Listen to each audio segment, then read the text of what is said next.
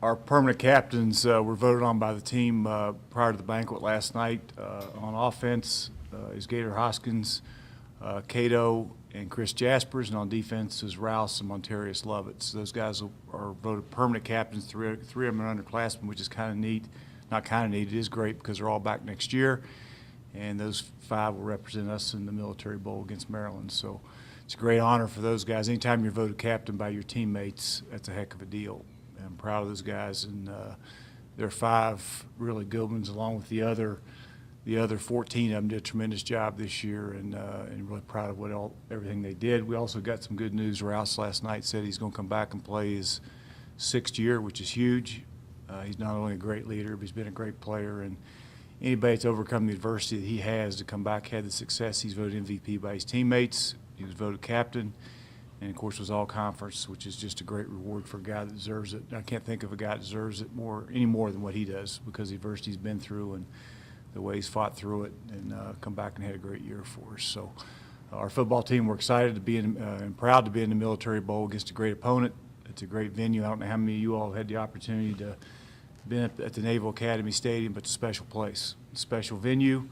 It's something that I've had the opportunity to play there a couple of times. It's a great venue and something you never forget. So I remember sitting there as a coach at one point, and you get that flyover goes by, and you're almost in awe of what's happened. You kind of look around and say, what in the world am I doing here? But they've remodeled it since I was there. I was up there again last week. It's just a beautiful place, beautiful setting, and we're proud to represent Marshall against a great ACC opponent in that game. So it's where it is. We'll start practice. We'll practice every day this week. We'll give them Saturday off. We'll come back, and Sunday will be a Tuesday practice for us. We'll practice Monday morning, which will be a Wednesday practice, and we'll get load up and head towards D.C. Have 2 Thursday practices back to back, and of course have our Friday on a Thursday and get ready to play on Saturday. So, it's important our kids, and they understand this, that bowls are a reward for a great season, all the hard work you put into it, but also know that the bowls that I've experienced that I really enjoyed are the ones that you won. So it's important that we go up there with the mindset to find a way to win this football game and to prepare to go win the game. So I know our kids are excited about that and doing a great job of preparing. So many guys back next year.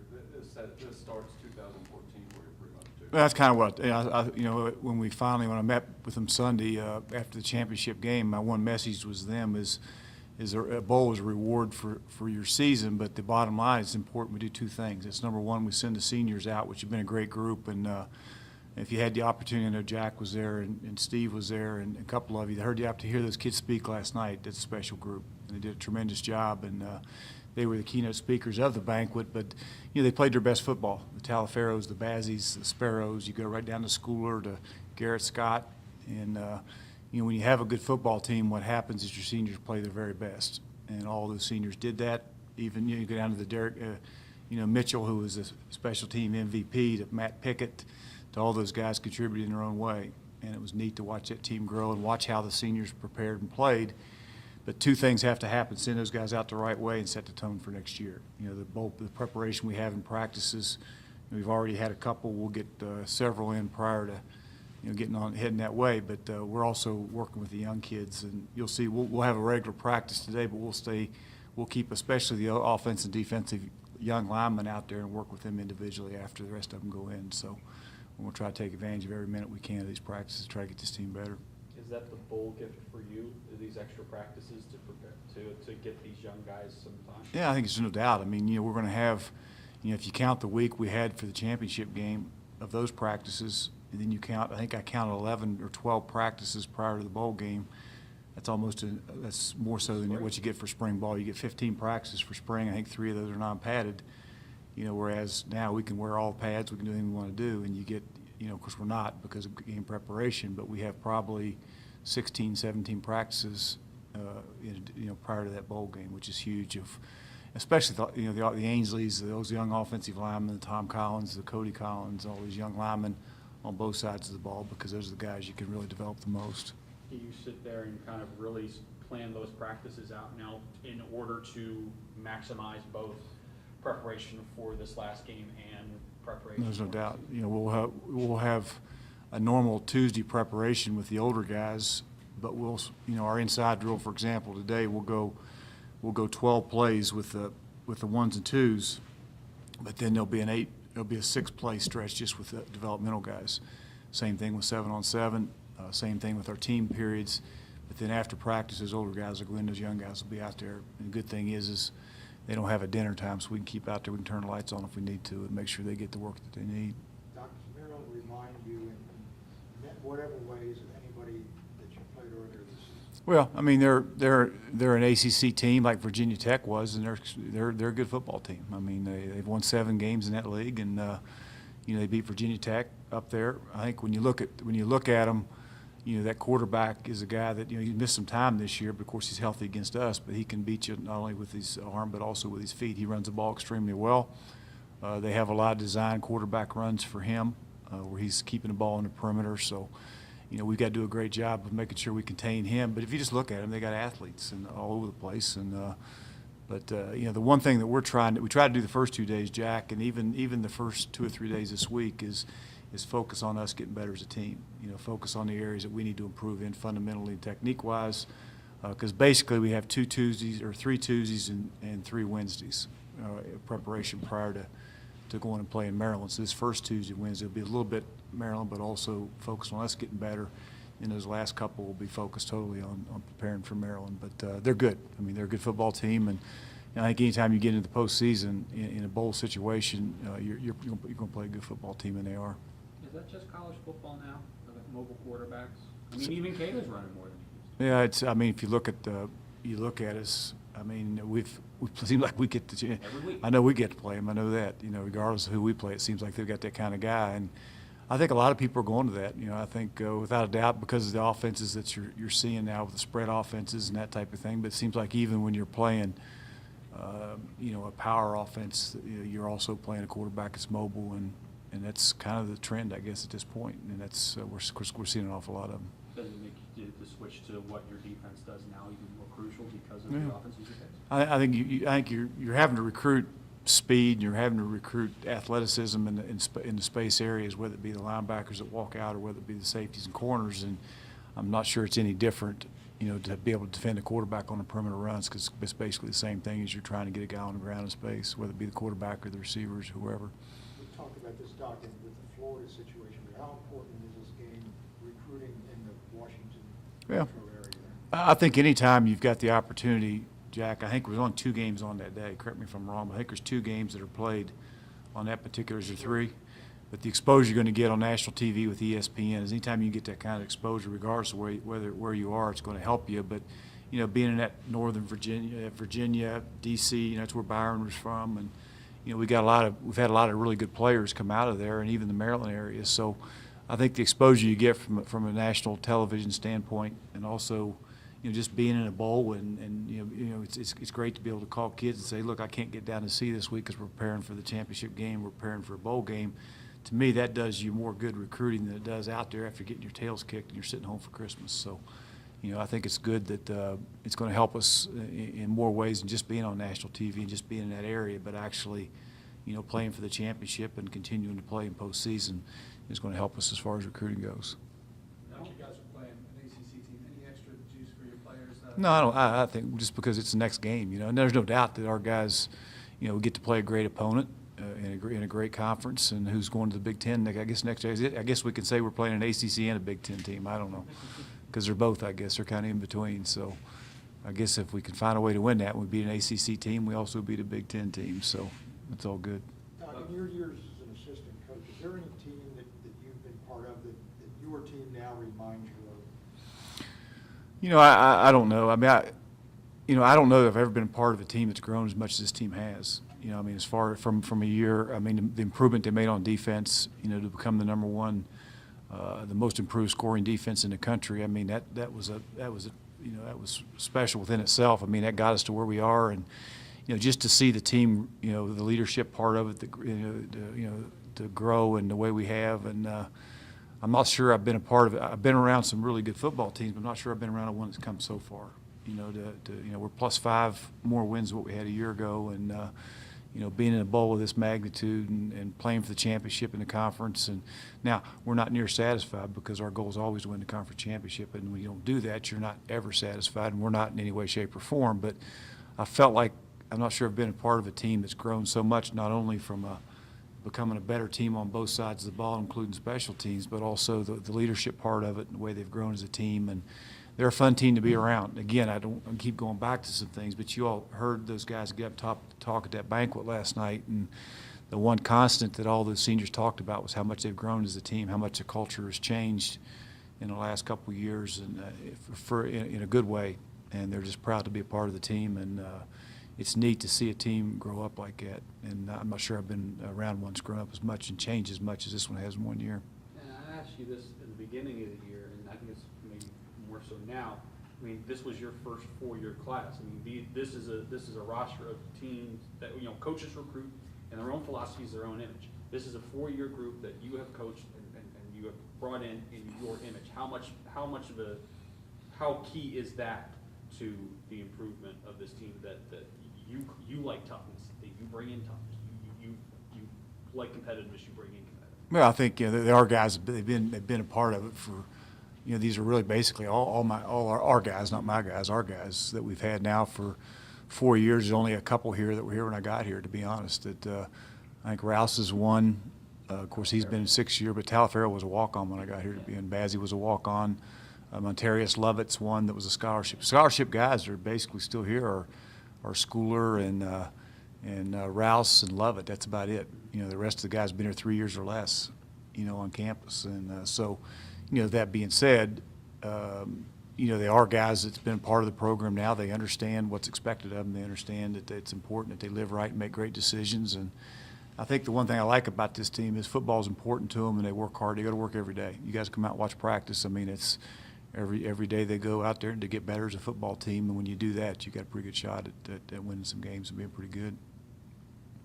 Maryland's defense, what things did they do scheme-wise that could pose some problems? Well, I mean, I think they're like anybody else. I mean, they're not in that conference. They're good up front. You know, they're physical. They're athletic. They're athletic in at linebacker, and same thing with the secondary. You know, I haven't watched a lot of film of them defensively. You know, we're still focused on us. I know Billy and those guys have watched a lot more than I have of actually their defense. But what little I've seen is they run around really well. They rush the passer. That outside backer, I think it's 41. I think it's his number. I'm not sure, but I know he's number 41 because I noticed him. He's extremely athletic, and he comes off that edge. He can go get it. So it's going to be a great challenge for us, and we got to make sure we do a great job next couple of weeks or week and a half getting ready for them. I'm hearing 41's a hybrid, will stand up. Yeah. Put his He does. He's all over the place. Yeah, he is. And does a very good job of. He drops into coverage. He'll rush the passer. He does a lot of things to create issues for you.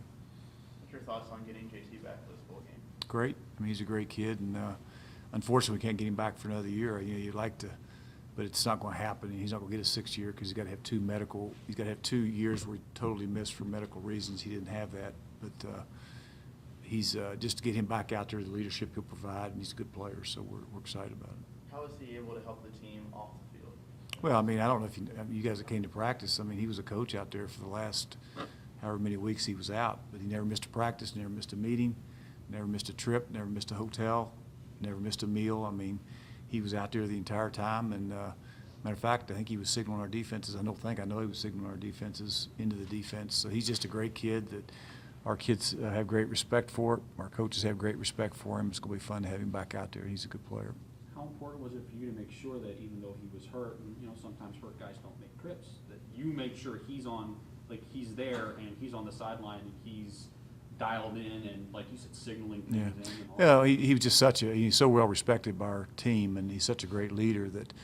I mean, there wasn't any doubt. I mean, he was going to be around. He was going to go on every trip regardless, and he was going to be there, you know, with our players. He was in every meeting, and I thought he was a coach out there at times, and he was a coach. But he's just a tremendous young guy that has got his priorities straight, and he's a great kid that he helps his team in a lot of ways. Leadership is one of them. That's a heck of a decision to make for him too. I mean, as I was saying to him earlier, there's a decision you got to make within yourself. Do I try and get back one more game, or do I want to make sure I can pick up my kids when I'm 30 years old? Yeah, but our doctors aren't really going to go back out there unless he's totally healed. And, I mean, they're not going to take a chance of letting the guy play one game if he's not totally healed. He is. And he's worked out. I mean, he's been working out now for 2 or 3 weeks. And, was just a matter of getting him in the kind of shape that he gets into. But he's, we got great doctors. They're going to make great decisions, and he's not putting himself at risk going back out there. When Gator came in here as a freshman, did you think that what you see now was what you were going to get when he was 18? No, when he came in as a freshman, I thought he was a strong safety. I thought he was a defensive back. But he was a very athletic quarterback that at that time was about 190 pounds. He showed up, I think he was 220 or whatever, and he just kept getting bigger. And, he's a guy that, I wish we'd had him for another year. There's a couple guys that you had to, that was our first recruiting class. It was Garrett Scott and Gator are two guys that I wish we could have redshirted. And you know what, if they come in at this point in their careers, they would be redshirted or a year or two down the road. But at that point, I didn't have any players. I was just trying to find enough guys we could get through games and play the best we could. And unfortunately, those two guys had to play, didn't play near enough, and we don't get them back for another year. But to watch those two guys grow and the way they've matured, and Gator's going to walk out of here with a lot of records and a lot of touchdown catches, and he's done some really good things. Gator was saying that when he started out, he was a wide receiver, and then I was like, so when did you make the decision to tight end? He goes, I didn't make that decision. They made that decision for me. That takes a little something to, it's a little bit of blow to your ego, I guess, when you're told, well, boss, you're not a wideout. Let's put you here. But he took that and ran with it. I may have to disagree with Gator. When you become 235 pounds and you don't run real well, you almost got to go back to tight end. But he made that decision for himself by all his McDonald's and Burger Kings he ate. But no, you got to have a certain skill set to be a wideout, and he wasn't quite. When he became 240, he didn't look like a wideout running around out there. So he just got bumped. You know what? We still told him he was a wideout. We just bumped him a little closer to the line of scrimmage. But Gator made that decision, not us, by his eating habits. But when you're 250 and you're still making those wideout plays, yeah. Down the field and making those acrobatic catches like some of the ones he's made this year. That's a type of a hybrid thing where you don't see a lot. No, and he was basically a wideout in a tight end body. I mean, we put him, you flex him out there, and he's no different than Schuler in the slot as far as alignment goes, and in the backfield at times and on the line of scrimmage, and that's what we want in our tight ends. And Devin Johnson's going to give us is the same kind of guy. Fro's the same kind of guy, and hopefully we get McManus and those guys out there here pretty quick. I mean, he's kind of got that type of body, so hopefully we can find out in several days whether or not he's that kind of guy too. So we'll see. You sort of got a few of those guys that aren't the measurables as far as like Schuler, shorter and not as fast. Gator, a little bit heavy, but plays like a wideout. Cato, when he came in, was 147 pounds, but these guys have found a way to get it done. And how gratifying is that as a coach to see all that? Well, I think it's great. Yeah, I think we're a lot of coaches, and you see it in the NFL all the time too. About there's a lot of things put on stars and 40 times and vertical jumps and combines and all this and that. But there's to me the most important thing about is a football player. I mean, you turn the film on, what do you see? You see guys that make plays. You see guys that have that it factor. You see guys that have big old hearts that love football. I mean, there's a lot of things that go into it. I think probably the biggest, maybe the best experience I ever had as far as learning, to my mind, what it takes to be a really good football team. When I took the job at the University of Florida, and I felt like I'd finally arrived at the so-called best job in America, and I figured if you walked in those homes with a Gator on your chest, you had it made. You could recruit the best players in America, and I thought it was going to be an easy job. But what it became a hard job, because you could go out and you get all these five-star so-called great players all over America. But what people didn't do, you had to find out then which kids love football, which kids what was football important to this guy, was doing the right things and making great decisions more important than making bad decisions. So, you had to, because it was easy to go out and find you 20 really great players, but finding the right ones where football was important to them, that they went to work every day, that their team was more important than individual stats. They weren't selfish and all the other deals you had to worry about. I learned a lot, recruiting there, because there's so much more to it than just athletic ability and being able to jump high and run fast and all those things that make a really good player and make a really good team. So there's a lot of players out there that don't jump real high and don't run real fast, that don't have all this, but are really good football players. And I think that's what I'm trying to get done here, is not only get guys that can run fast and jump high and all that, but get guys that love football, that football is important to them, that they're tough, they care, and they're good players. And that's what Schuler is, that's what Cato is. Gator's become that. And I think you can hopefully see Corey Tyndall's, and all those kind of guys starting to emerge. How much does that speak to your coaching staff, talent evaluation skills? And not only that, but when you hire the staff, is that the mentality you take in your coaches? It's not, can you go get me the 5-star, can you go get me the talent? Well, I think we spend a lot of time as a staff evaluating players, and there's not one guy that makes decisions on kids. I mean, we all watch them and we all evaluate them and we all have our own opinions, but the bottom line is, at the end of the day, we're going to sit in that one room and I'm going to be involved in it, and we're going to determine who we think can best help us go win a championship. So, you know, I got a lot of guys that work extremely hard at it, and they're all good coaches, they're all good evaluators, and they're all good recruiters. But as a staff, we'll make final decisions, and you know, we're going to make a mistake every now and then, but we don't make very many. Do stars become kind of, I guess, blinding, where you go like, ooh, he's a 4-star, but I've covered 5 stars that never see the field. I've covered 5 stars that are 1 year and out. Yeah. But there's that risk. Yeah, I mean, I don't care what stars they are, to be honest with you. I don't pay a whole lot of attention to it, you know. Only thing I get concerned about is if they're a star once they step on that field out there. That's what matters. And you're right, there's an awful lot of, I mean, a lot of people get hung up on that, and I don't. And I think people that get hung up on it and they recruit based on the number of stars, they don't normally keep their jobs very long. They're normally fired 3 or 4 years down the road. And you've seen that happen time and time again. A lot of really good jobs where they can get a lot of really good players, they don't last very long because they put more emphasis on stars and what the rivals and all that other stuff says, not enough emphasis on making good decisions and being a good evaluator and getting kids that love ball and care and can play as the Schulers and Catos and Gators and Tyndalls and those guys can. We've talked about Cato so much over the years, and I go over his 30-game streak of, 1 touchdown pass or more. And I go back to the beginning. That's when he was in the doghouse and barely got on the field. And he got his first 2-3 games that way. I mean, he had to grow up back then. No, Look back at it. He's come a long way since his doghouse days, that's for sure. But yeah, I tell you how far he's come. His teammates elected him captain last night, and that tells you a lot about what they, it tells you a lot about what they think of him, not only as a player, but the leadership he's shown, the way he's matured, the way he's grown up, the way he practices, the way he goes about his work, and I know you all have watched it, and I've how much he's matured and grown up in the last 3 years that he's been here. And unfortunately, I've said many times, when he was in the doghouse, he should have been down on the scout team, but unfortunately, we had nobody else. And when you have to, he should be a sophomore right now instead of a junior. And that being said, I'm just so proud of everything he's accomplished, and more proud of the way he's developed, as all the intangibles, the way he's become a great leader, and the way he's led this football team. I think the ultimate thing was last night when he was actually elected captain, not by the coaches but his peers, and I think that was great to see. And along with Jaspers, and along with Rouse now, who are underclassmen, which gives you a good 3 solid captains going into next year.